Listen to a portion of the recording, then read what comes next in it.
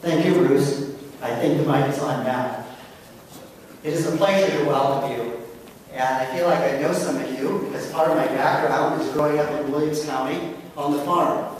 Part of my responsibility before school was to feed 200 steers, and to feed 200 steers when I got home. And we didn't have a silo unloader, so all that was pitched out. I think several times over those years I emptied that silo. Also, agriculture is very important to Northwest Ohio. You are very important to Northwest Ohio. And one of the things I want you to help me with is that the agricultural production programs, college programs, are located at Worcester, Ohio, ATI. Very good school. They have the right from the state to serve all the community, all the agricultural needs. But are there other, outside of the production of agriculture, that Northwest State should be involved with? We have an excellent machine shop. Are your sons and daughters and grandchildren going somewhere else for agribusiness?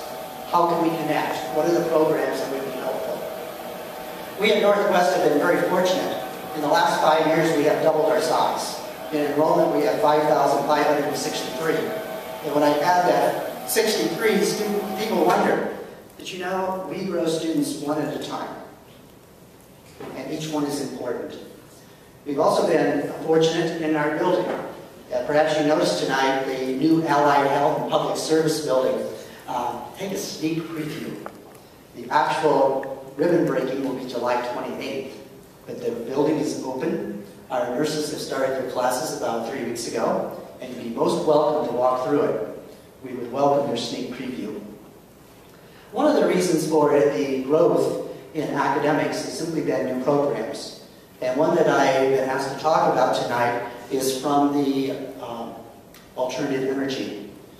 Northwest State is a leader in alternative energy, from the solar to the wind turbine to the geothermal, and looking at the biomass and how that brings that together. So, I get my pointer out here. We should be ready to move ahead. So I get over so the computer can catch my signal.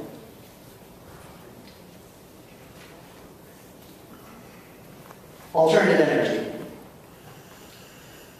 I found this to be interesting. Just the use and the way energy has changed from a primitive time, when you think of a 100-watt bulb, and now look at what we use as the average American. How do we create something that's sustainable, that our grandchildren and great-grandchildren will enjoy? One way that Northwest State is answering that is through the wind turbine. You may have noticed the one on the tower. We have an exact duplicate in the shop, directly south of the auditorium, where students tear it apart and put it back together. Our program is designed in two ways. One is how to design a system that you might use on your farm. The other is how to service that. Both are critical. Also, along the south portion of this building, you've seen the solar arrays. There are two. One is for heat, and the other is for hot water. And so we test that on a daily basis so we know exactly what type of wattage the sun is creating for us. If you had been here about 2 years ago, you'd have seen the front yard tore up. We were putting in our geothermal field, which is loops, and these loops are 7 feet deep, and they are rolling rather than a continuous. And again, we're using that to support the heat of the building. And you can see we're just behind where the backhoe is, as far as this room. This again is the wind turbine on the 45-foot tower, and it gives you an idea of what we're getting from the solar array, and also then from the array that heats the hot water heater, which is on my right. In the labs, we have a very, very good machine shop, which is very unusual for community colleges. We also have construction. You can see where they're building a home that is going to control the energy usage. And here we have two students that are working on the wind turbine that's down on the ground, so they're not having to scale that 45-foot tower or bringing the tower down.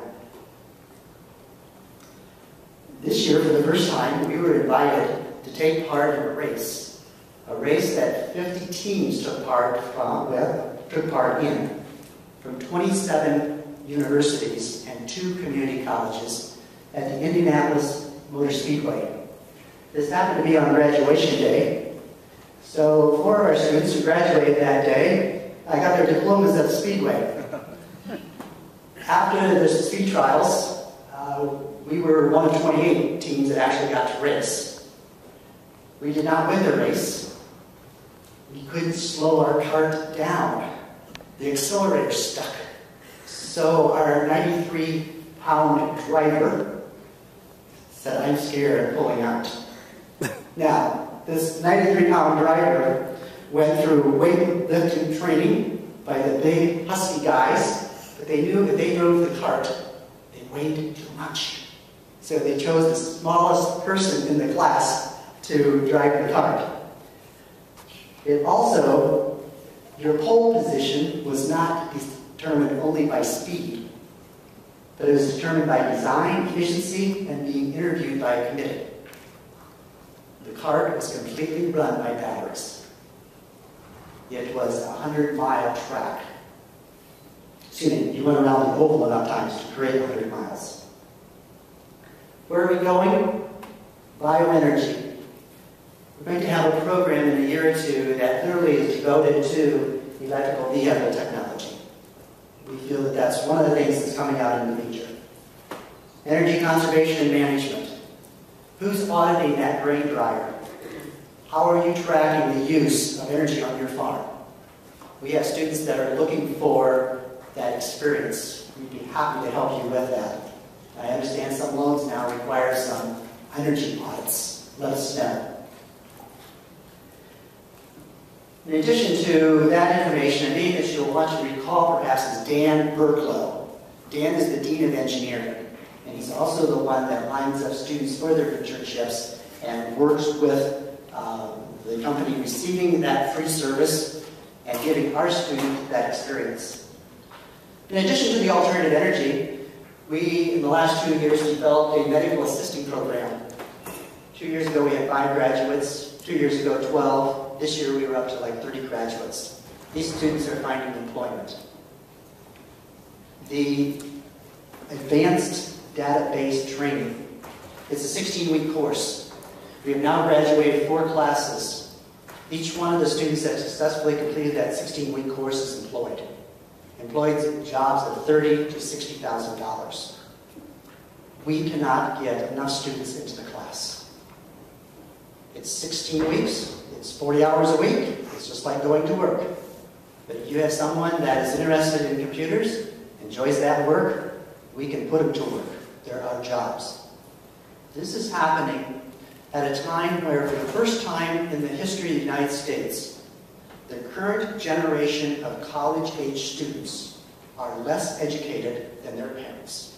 Let me say that again. This is at a time when the average college-age student is less educated than their parents. At a time where our jobs call for more skills, technical skills than ever before. We have work to do. We in Northwest Ohio have got to answer that call and say, what is the training we need? My father, your father, made an excellent living in the farm and in the factories. But those jobs have changed. Now I understand you can plant your corn through GPS, and when your corn hopper runs out, and if you have a 16-row, you might have a second hopper that still has corn seeds in it. You continue into the second seed, then go fill both hoppers, and the GPS will tell you exactly where the first 8 rows drop and the second 8 rows drop. But I also realize a corn planter now costs maybe $100,000. The world has changed. Northwest State wants to be your educational partner. We're here for you, and we want to work with you. Thank you.